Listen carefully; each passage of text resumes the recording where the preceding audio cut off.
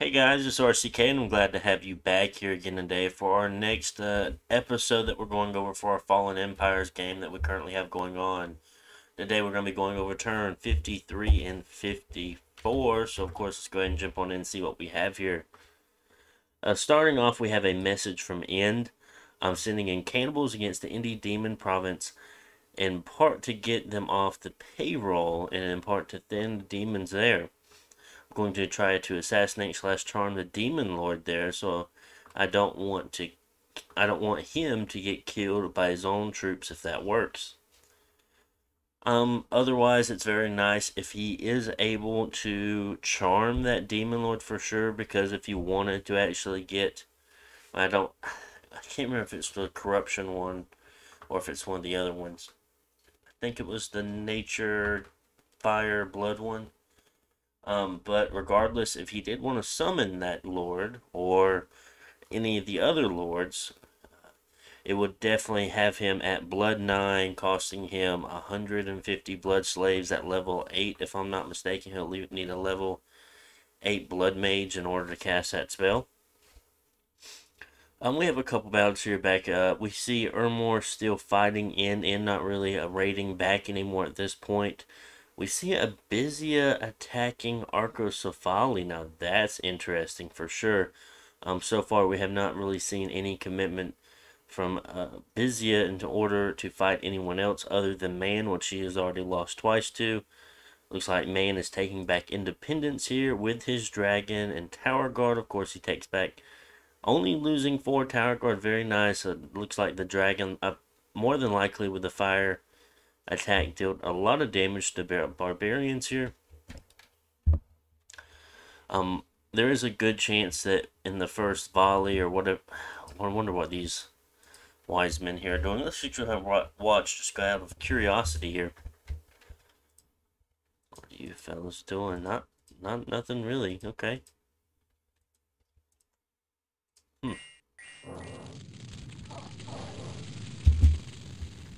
Magma bolts, plasma warriors, protection, vine arrows, resist gold, fireball.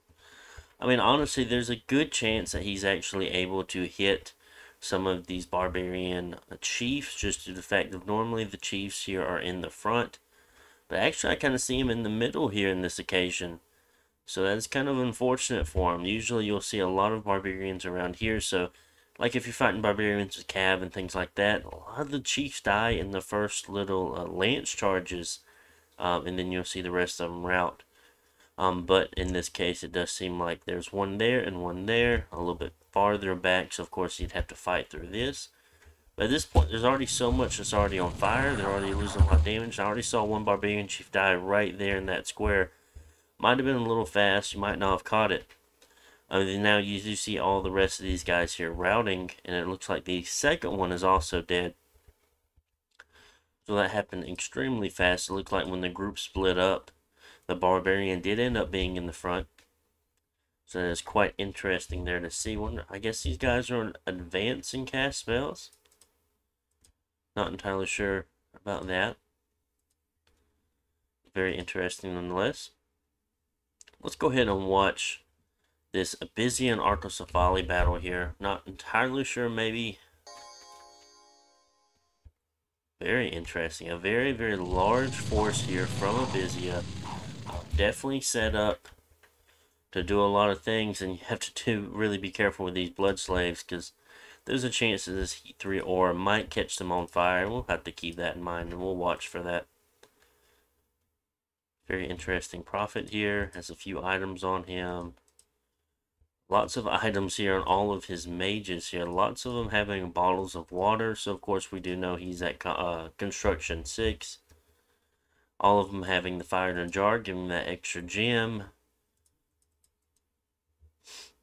I assume after this, actually 1, 2, 3, 4, 5 bottles of water here on these guys. That's a lot. I mean, that's 50 water gems.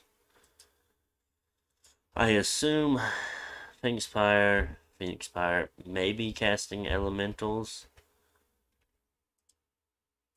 See, Abyssian infantry, the Hellspawn, fire snakes. Those fire snakes actually isn't too bad. I'm not entirely sure if he's getting them from the summon spell itself. or has a sight, but this is a lot to have a sight for. Probably he summoned them. But honestly, I don't think they're too bad of a summon for fire gems now. It's kind of hard to say. Possibly where you are. I know your research is kind of low compared to other people. Maybe it's more useful to put those fire gems towards lightless lanterns. I don't know. I'd have to definitely be able to log into a nation. We have a lot of lava warriors here. All of these units are lava warriors, all sacreds. This is going to be a very, very scary fight for anyone on the other side, of course. Very interesting. Now, I wonder if it's kind of a mistake not having the magic weapons on these fellas. Where else are you going to get the magic weapons from? They have that. I don't know.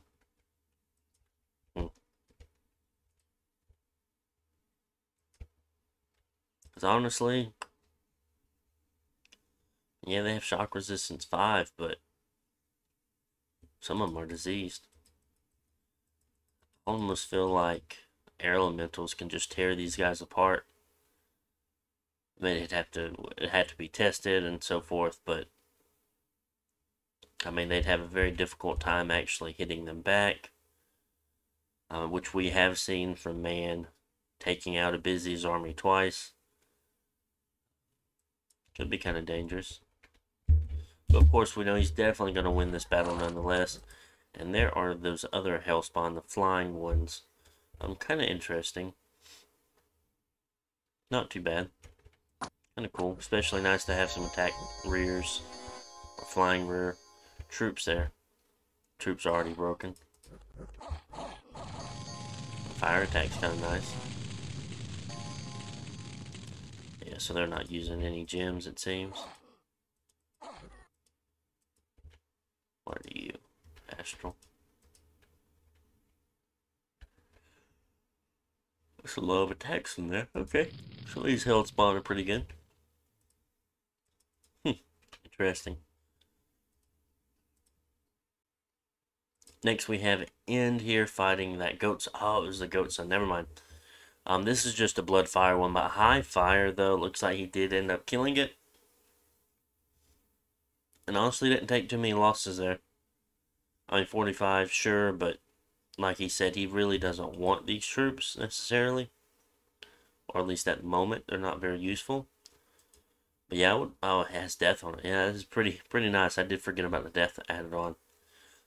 But this one, I mean, it's not too bad. It's unfortunate that he has so few slots here, but other than that, I mean, he's a pretty decent mage. And to late game, you can put a fire booster on him, give him fire 6, cast flames from the sky, or there's some fire death. The fire death booster, of course, you can make that. Being at blood and death is pretty good. Decently high blood and death. I mean, high fire isn't as great, but if your nation doesn't have it, it could be useful. I guess we could just look real fast and just see. They also cast heat from hell from the start. We spoke about that in the last episode, I believe. Yeah, it's okay.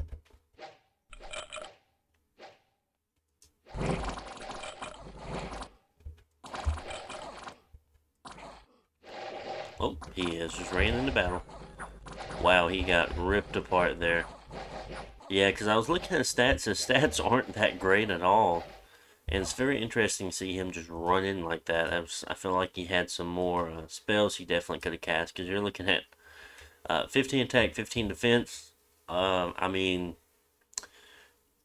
some heavy cav have higher defense skill than this. 9 protection, garbage. As far as a combat unit goes, this is not what you summon this fellow for here. He's just gonna basically be a caster for you if you did buy him or summon him. It's fear, and that's a lot of fear, but especially not having slots, you can't really equip him up with enough items to make him very useful in combat in that way. Because I mean, honestly, he has decent combat path, being what's that spell that when he dies he comes back? Something Eternal Pyre, I think. The Soul Vortex, Hell Power. I mean, he has great pass for really good, almost super combatant abilities here, but very low encumbrance as well, so that would very help out with that fire spell. But the downside to it is that he has no foot, body, arm, and he doesn't have any of the slots, so that is unfortunate. So next we have 2 Ermor battles of Ermor attacking end. We're just going to click through. So we see a lot of these sylphs here. With some Windmasters, very interesting. And just long dead. Nothing. No real sacreds here. But these guys are kind of interesting to see for sure. Ooh, kind of tired. Shock, poison, they're magical beings. They have ethereal, flying, glamour, storm power, which might be kind of difficult for him to get the storm up. And then storm immunity, of course. Spirit sight, and they have this lightning swarm attack here that's honestly not too bad. I mean, of course, it deals a lot of damage since it is lightning damage or shock damage, however you want to say it. But yeah, they're not too bad. I mean, 13 attack, 13 defense. I mean, he has 0 protection, but they are ethereal. Magical resistance is decent. I mean, they're not bad for what they are. They're gonna tear these guys up.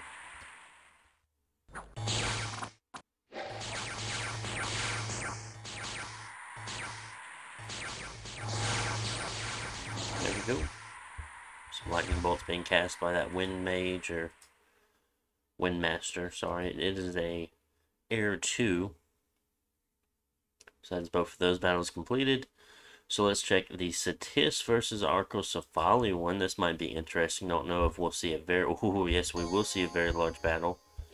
Oh, this is going to be a very good one. So let's go ahead and see. Before the arrows even come in, or the slings, the rocks, let's go ahead and judge these two here.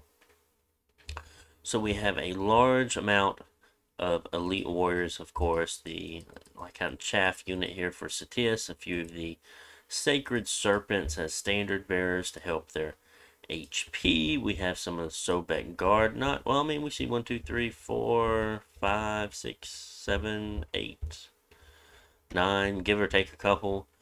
So, I mean, those are very heavy hitting troops. Doing that 30 pierce slash damage there. And then also we have a lot of these Sobek Warriors that also deal a lot amount of damage. And honestly, being size 3, you'll fit 2 to a square. They have, not only do they have the Faustian attack, they have a bite attack, so their attack density isn't too bad. 20 protection isn't bad at all. So honestly, those guys really aren't that bad. Other than the cost it will take you to replenish them and produce them versus the elite warriors being at size 2, so you have 3 to a square. They hit just as hard with their pierce attack. They could go either way, honestly. But, I mean, I think it is good to have some more elite troops with higher morale that might stay into the battle longer. And we see a lot of long dead horsemen here, which, honestly, they're not too bad of a gem investment. They're not bad at all. I mean, other than having the very small amount of hit points there, they're okay. We see a large commitment here of Marshmasters and Shamans. Oh my goodness, this is a lot of Shamans. This is to think everyone, like, Shaman Square, Shaman, Shaman, Shaman, Shaman, Shaman, Shaman, Shaman, Shaman, Shaman, Shaman. There's so many Shamans. This is a very, very big commitment when you see a White Mage, yeah. Couldn't think of the name of the one after it was Twiceborn, but a Marshmaster that's died that was Twiceborn. We have a Lizard King here. Are these, okay, you're Twiceborn, you're Twiceborn. Oh, they have a lot of gems on them too. Twiceborn, Twiceborn, okay. So even if he does lose all these mages of his, he will be getting them all back. Not too bad. We have these monster toads. I almost would have placed them a little bit farther up a little bit so they come into the wall a little bit smoother. Of course, you don't want them with your own troops because of the poison cloud. It's actually a little too much, even though everyone has poison resistance. it can be a little too much for these guys. And they have their claw attack, poison skin, trample. A size 5 trampler with 47 hit points. Not too bad. They are sacred, so if there is a bless, of course, he'll get it. We have a lot of slingers on the wall, so now we're going to go ahead and look at the Arcosa Folly side of this battle. We have our large amount of slingers on the wall. Now we see a lot of hoplites. What kind of looks like, is this, I guess, a worse, no? It's hard to really compare them there. Of course, you see defense skill go up and protection go down from this unit to the other. So with a regular hoplite, you have defense of 9, protection of 18. And then with the hypist, you have protection 15, defense skill 13. So that is interesting there. Do we have any? We do have heart champions here. Fire resistance, poison resistance, enlarged. Not that many of them, to be honest. Well, we see maybe 20-ish, almost 30-ish, so it's not too bad. Could be casting magic duel, not entirely sure. Or that might be, no, we need 2 gems for anti-magic on that one, unless you're going into a communion force. There's a whole lot of gems on all these Astral 4s. They could possibly be doing something along the lines of magic duels. We have our equipped up golem here, charcoal shield, giving him the fire shield, frostbrand, pretty decent AoE damage there. Skull shine cap to give him Astral 3, the wings, flying trample, fear, attack skill -4, body protection of 18, defense -4. I guess for the flying trample, you can attack rear with this fellow. Boots of quickness is nice, braces of protection, and amulet of anti-magic here, protection 21. Okay.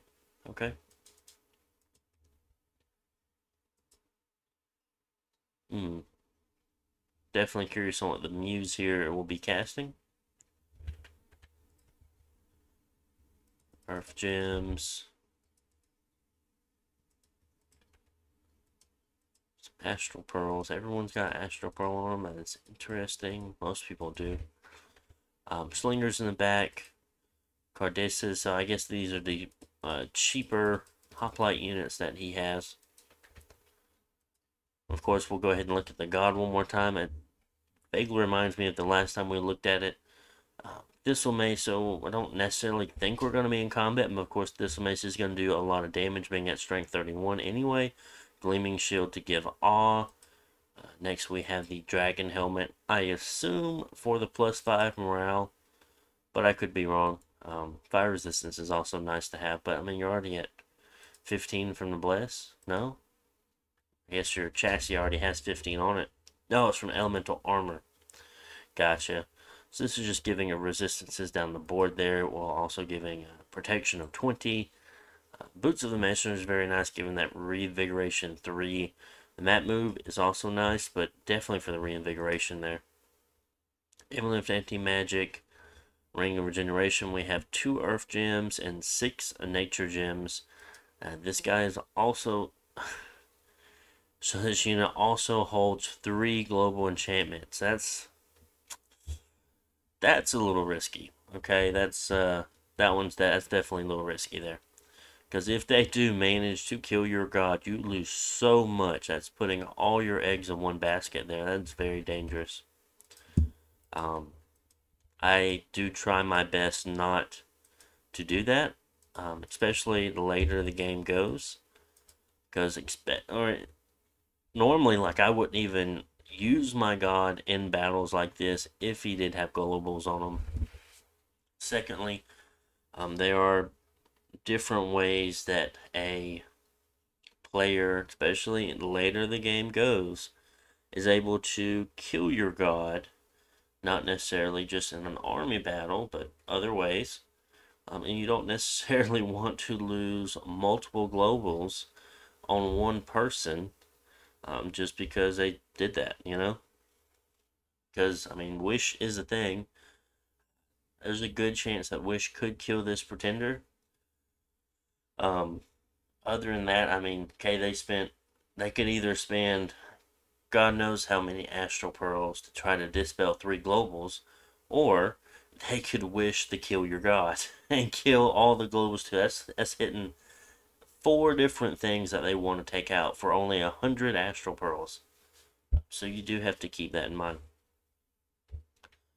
Of course, not too many people have Astral that high, but somebody might. There's always a good chance that somebody might. Especially just due to you playing with 8 other players or however many other players you're playing with at the time. So, I mean, other than that, we do see that it's tough to really pick a nation here and favor which one, because, okay, all of these hoplites, which have great formation fighter, are going to be sitting right here, while these slingers are just firing down on slaves, undead chaff, Sobex. I feel like these monster trolls, combat speed 7, combat speed 8, oof, never mind. They should meet here about the same time, maybe disrupting them enough.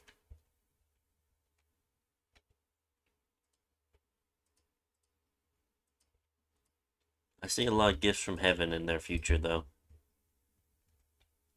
Gifts from heaven is a astral earth spell. Let's say communion up, which that's what they're doing. Serpent's blessing going up there.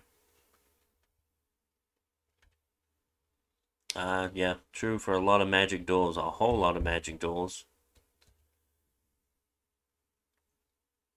Power of the spheres. Summon of power.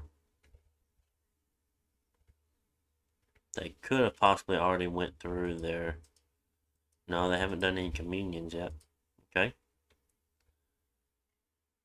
Now, Tis is the one doing all the communions here from the looks of it.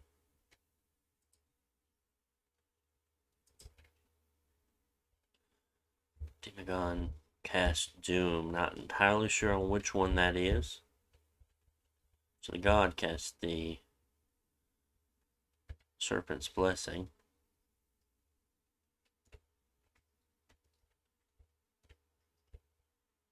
Yeah, not entirely sure who cast Doom there.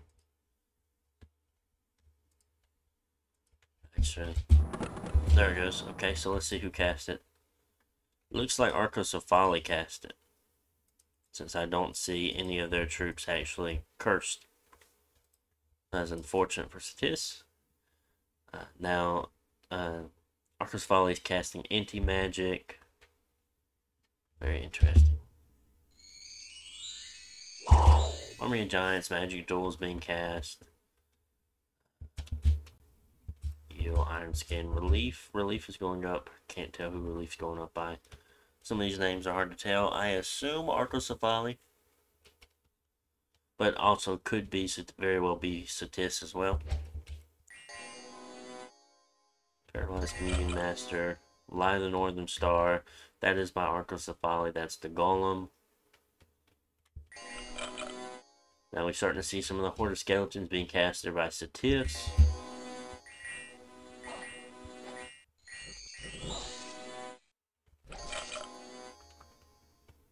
Ooh, looks like Satis put up Master Regeneration. That's going to be very nice for him.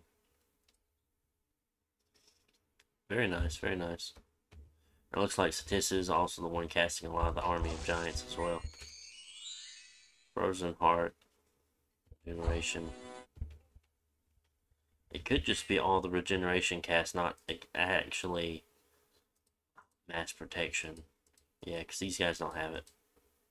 Just a lot of regeneration cast. So they're also casting Quagmire now, of course, giving those minus stats to Arcosa Folly. And the +2 encumbrance is pretty big deal there. Especially seeing what comes up next. Light Northern Star from Satis. Relief, that's from the Muse, so that is Arcosa Folly's relief there. So they both cast Light of the Northern Star. No, Light of the Northern Star. Started getting a little tongue-tied there. I think some Swarm being cast there from Arco, or not Arco, from Satis. Definitely filling out the ranks here with the Undead and Swarm. I assume these troops are on hold and attack. Ooh, these Spartes here. This is a spell from Arcosa Folly. I'm giving them pretty decent undead chaff. Formation fire. I think they do cost gems though. Protection 19, so they'll be able to kind of fall in with their hoplite units pretty well.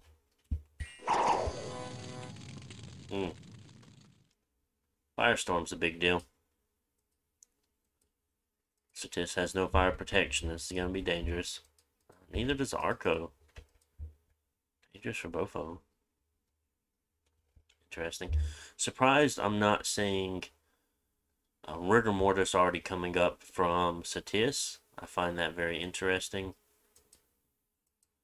Possibly even Darkness or something along those lines. Goodness, so these, it looks like Legions of Steel have been cast on these fellows here. Or some kind of Marble Warriors of some type. Natural Practice at 15, not entirely sure. Anyway, being at 28 protection is pretty high. That's not been the... They could get better, I feel. Yeah, 20... Yeah, well, no. 26 is alright. Firestorm is really, really going to hurt Satis here. Natural Rain being cast. Kind of wish that was already up, for sure. Definitely would have fatigued out that Firestorm caster. Probably would have ended up killing that Firestorm caster, to be honest with you. So that is very curious there. Yeah, I mean, it's tough to say. Because I know all of your Marsh Masters, of course, have better things to be casting. But even if, yes, they're casting Horde Skeletons and stuff like that, I would set this guy to cast Rain turn 1. I'll just have one of them, even if it's not, you know, not every single one of these mages are casting something like dear to you, maybe a regeneration, but take one off the script and just cast Rain turn 1. Like those very, I would almost say, not necessarily unimportant spells. They may become unimportant in some battles. But just like the fire resistance, cold resistance, poison resistant, shock resistant spells, like even though they may not come up in every battle, regardless, you're going to be wanting to put those up every battle. Doesn't matter at all, because, I mean, people go into elemental royalty, they can have all kinds of things, their gods, things like that, can cast these spells that you're not prepared for. So getting them off as soon as possible is key for you. And I mean, it's not like you have one Water 1 or one Water 2 mage over here that has other things to cast. No, you have all these Marsh Masters here that could have been casting Rain already. And yes, I know Rain is a very low priority spell, but I mean, they've been casting Horde of Skeletons before that. So, like, he could have cast Rain. He could have cast Rain. He could have cast Rain. He could have cast Rain. So, if I'm not mistaken, Rain is a Water 2 1 gem spell to cast. And of course, if you give a Water 1 an extra gem, they're going to be able to cast it. He can cast it. Let's find some more. He can cast it. He can cast it. He can cast it. So, you know, I don't know. Because, I mean, I honestly think at that point, maybe even if they're communion, that could have burned out the communion. Because that would be a very, very costly spell for, I mean, fatigue of 300. I think Rain doubles it. It's not fatigue. I don't know how much it increases. I don't know if it doubles it or not, but still doubling it from 300 fatigue to 600 fatigue. And a lot of these guys, a lot of the communion slaves possibly being off-path slaves, I mean, that's just going to blow that communion apart. Especially if you have other masters casting on top of that. That's when things get a little dangerous. Looks like a lot of them, though, are at least fire ones. There's the master. There's the one that cast it, I bet. That's not a slave. That one's a slave. So it looks like most of the slaves that he did do at least have one path in fire. So not off-path casters. That one is. 61 fatigue. Okay. But yeah, that could have changed things a little bit. So if I catch Rain of Stones, and I really do like Rain of Stones. It's a very interesting spell. It will hurt you along with your enemy, but hopefully it hurts your enemy more if you set it up correctly. Of course, you want everyone to have helmets and whatnot, because it's 5 blunt damage. It could definitely hurt. I think shielded units are a little not as affected as much, but I mean, when you have less troops here, probably better off kind of back up a little bit when I watch this battle. So the Gifts of Heaven are coming down a little bit. Not many yet. Ooh, looks like rain went down. So what's going on back here? Are they running or are they just dying? They're dying. Well.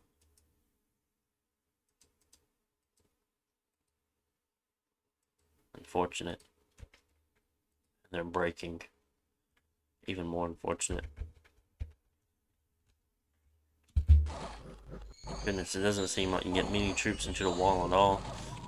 All your heavy hitting troops are still outside, being cast by boulders or asteroids, meteors. This is looking really bad for Satis, honestly. Looks like all of your shamans are gone. Some mages are fatigued out. I mean, I of course don't know what magic you have or what you don't have. But like Rigor Mortis and Rain Up, there's a good chance that all these slaves back here would have already fatigued out and possibly died. How was that 0? I mean 66, 111. I'm sure the slaves would be done.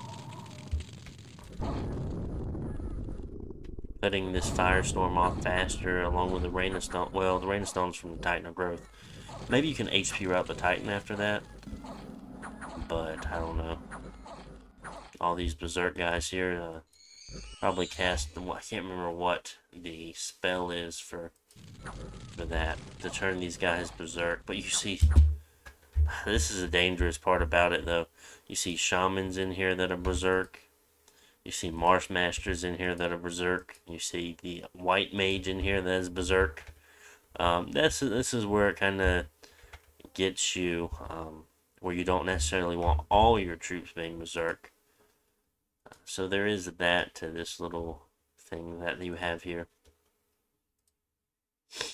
And by all means, I definitely don't know everything or know much at all, you know, so don't say I'm trying to diss the player. Definitely not trying to diss the player. That's not what I'm meaning by this, but there are different things I guess you could have done. I don't know if there would have been necessarily better. I'm sure he definitely worked with what he had. But things definitely are not looking hot at the moment. So we'll go ahead and we'll end that battle. We'll go ahead and check out the losses here. So we have Satis taking huge losses, losing 42 shamans, 8 marsh masters, Lizard Lord, Lizard King, White Mage. That he won't be able to get that one back. 189 elite warriors. Yes, they are slaves, but slaves are 15 gold apiece. So it would take a little bit of time to replace. The Long Dead Horseman only getting 2 kills. I don't even know how many gems you put in for that. I know the Monster Toads cost gems, but they didn't deal any damage. Sacred Serpents just cost turns with Holies, Holy Mage, or Holy Commanders. 54 Slave Warriors. 11 Sobek guards, but the 86 Sobek warriors are also very painful, being costing 30 gold apiece. Yikes, that's difficult. But here on the other side, I mean, of course, you did do pretty significant damage here to Arcosa Folly, and I really wish, I assume a lot of this was dealt. These kills were killed from the berserking troops. I wish this Titan of Growth would have been killed here, and he would have lost these 3 globals he has attached to it, because that would have been, woof. That's a kind of karma for throwing him in like that. But I mean, looking at Arcosa Folly's losses, I mean, he lost everything but 2 troops. He didn't lose the God, and he didn't lose the Titan, but he did lose 7 of these Astral 3s, Astral 4s, being 200 gold apiece. 2 Nature Mages that are pretty expensive. The Muse here, I think he summons the Muse. I don't know how much for. I can't remember off the top of my head. 24 Mystics. I mean, they do a lot of damage because that was the one that cast the Firestorm, of course. But so most of that is from that one Firestorm battlefield spell. Not. Well, I'm sure the Gifts from Heaven also dealt a lot of damage, but regardless, that's still a lot. 135 gold apiece, 24 of them. But I mean, 42 Shamans at 90 gold. I mean, it's just as expensive both ways. The Heart Champions is kind of a hit, being cap only unit. 94 Hoplites at 13 gold apiece. They're basically the cost of your slave warriors. So, yeah, heavy losses on both sides here. Satis attacked Arcosa Folly but wasn't defeated. Yeah, very unfortunate that he lost there. There's only the Titan and the Golem left, so surprised they didn't rout just from all the HP. So that was a very huge battle for both sides, and of course losing that means that they're kind of still at a stalemate almost, honestly. Of course, Satis is, let me get over to him. There we go. Satis is able to, well, still siege the Titans in there. I mean, what else does Satis actually have? Yes, he still has all of his Marsh Masters because they were all twice born. He has Slave Warriors, decent amount of Sobeks that look like they routed here. Which actually, no, they couldn't have routed because most things died, I think. Yeah, most things died, so I don't think it'd be much there, honestly. This could be a separate force. Starting to amass troops in different forts here. Marsh Master over there. And then you have 290 more units here from Arcosa Folly. I mean, he's just gonna start taking these forts away from you, and it's gonna be very, because I mean you're kind of split up at this point. I mean, most of your power, of course, is located in your capital. Other than that, there's 5 forts here that he can easily take. He can probably at least take 1, 2, 3, 4.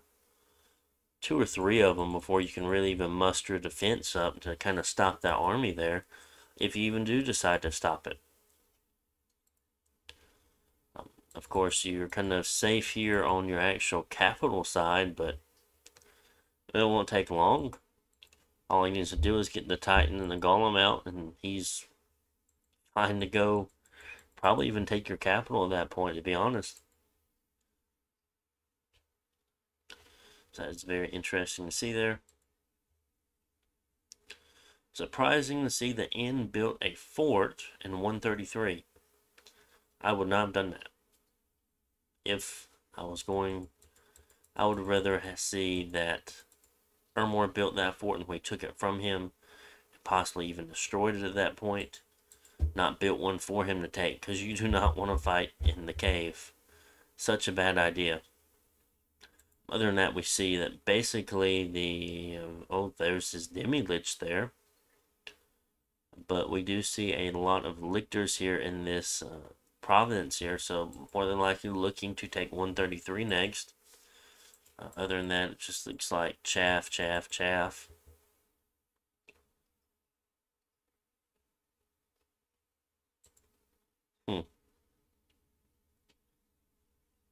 very interesting to see Abyssian go for that. Wonder if he paid for it. Possibly, could be a possibility.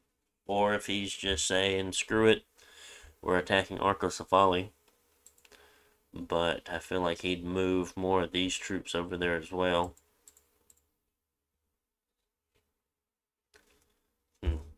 Man's starting to recover a little bit. He's still in the game. He's been putting up a good fight for a long time, so there is that. That's always a very good thing to see from your players.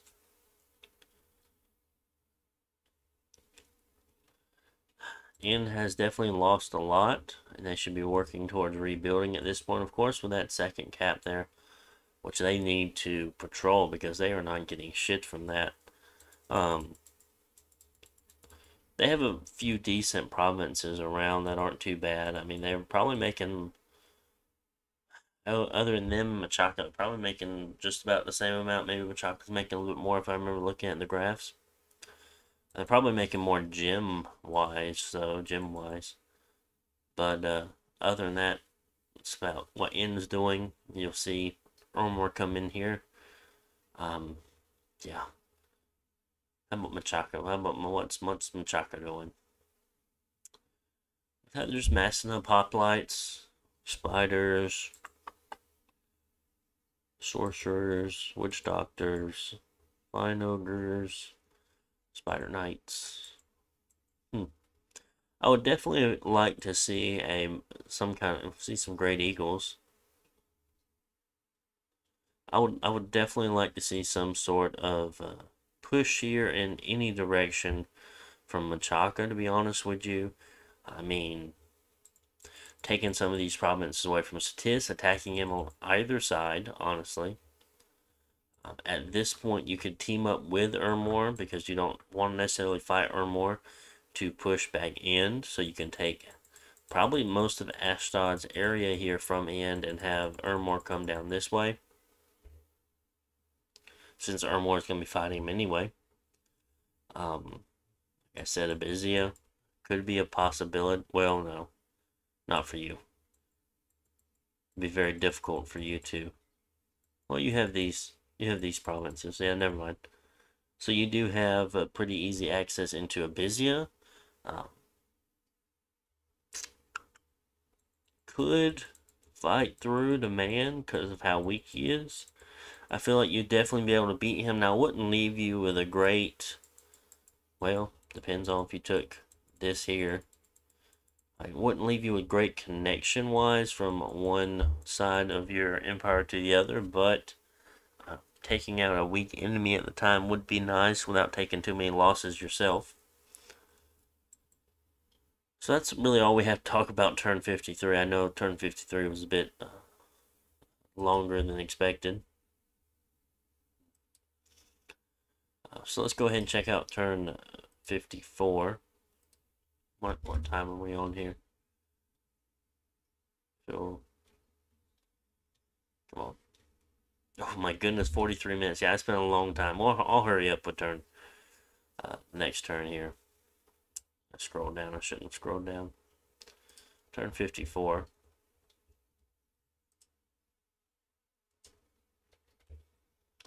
Three messages from Ann. Why does Ermor keep messing with my SimCity playthrough? In all seriousness, the fight last time between Sis and Arco was exactly the opportunity I was waiting for to move the guy with Harshos a flood of cannibals. Obviously, it's not happening with Ormor marching on Arco. Marching on me with Arco scales, he should recover quickly. Satis posted the battle result in the game channel. It would be interesting to see how the other players respond. I was originally put in Purgatory. At some point, Smith Thugs. Check Ermor. Cool, okay. Purgatory is pretty much the only going to help me against Ermor, of course. Yeah, basically. You know, I guess I underestimate my own cannibals. They're supposed to just thin out the demons, so there it goes to get this goat son. Would survive after I charmed him, but now I've got pinned out, sitting on a province all dressed up and nowhere to go. So, yeah, he probably underestimated the power of the goat son in combat. Like I said earlier, I feel like that is definitely what happened here. expected the cannibals to be a lot worse than they were, but honestly, the goat son being as weak as it is, as far as the chassis goes, doesn't really make it much of a fighter. So we have Arcosa Folly. It looks like the golem teleported out. I assume the golem. No, that's probably broke siege there, because I think it would have been a little different. But yeah, definitely broke siege there. This is a small lictor force from Ermor, 27 lictors. Now we see man going on the aggression here, or pushing aggressively towards Abyssian, which is interesting to see him break out. Taking back a independent demon province. This is another force from Ermor that is raiding. This is another force from Ermor that is still raiding. Yeah, you definitely have to continuously deal with those raiding parties. Of course, very good on the Ermorian side. They're keeping up with the raiding parties. Keep pushing. Keep throwing your units at them. Especially, I mean, if you have the units to throw them in small, unimportant raiding parties. 30, 40, 50 units that you don't really care about losing. Honestly, you probably care about the commanders more than the chaff that you're throwing. Of course, don't throw sacreds like that, but you do want to keep the rating up. Independence attack Arcosa Folly. Independence attack Abyssian. Of course, the Ivy Men did terrible here. Undead demonic troops and struck with holy fire. Okay. So let's just take a quick look. Just kind of, man, looks like him taking back this from Abyssian. Just trying to shore up some of his borders in a way. But with Ermor knocking on his door, I doubt that take long here. Very unfortunate. He has had a tough go for this game for sure. We have Stewie. We do see, I assume this force that hit 7 came from 24. And then these two forces were originally at 133 and split up. Now this one possibly could have came over the water. No, there's a priest there, so it couldn't. It has sensors too, so it couldn't cross that river there. But yeah, it came from here. They split up, left the Principe on the fort, just to do more and more raiding. Of course, I mean, 56 more gold, always nice. Anything that you can stop your opponent from having is good. So what happened? So they did break siege. It looks like this force did not move out. Now, it looks like he teleported a Titan.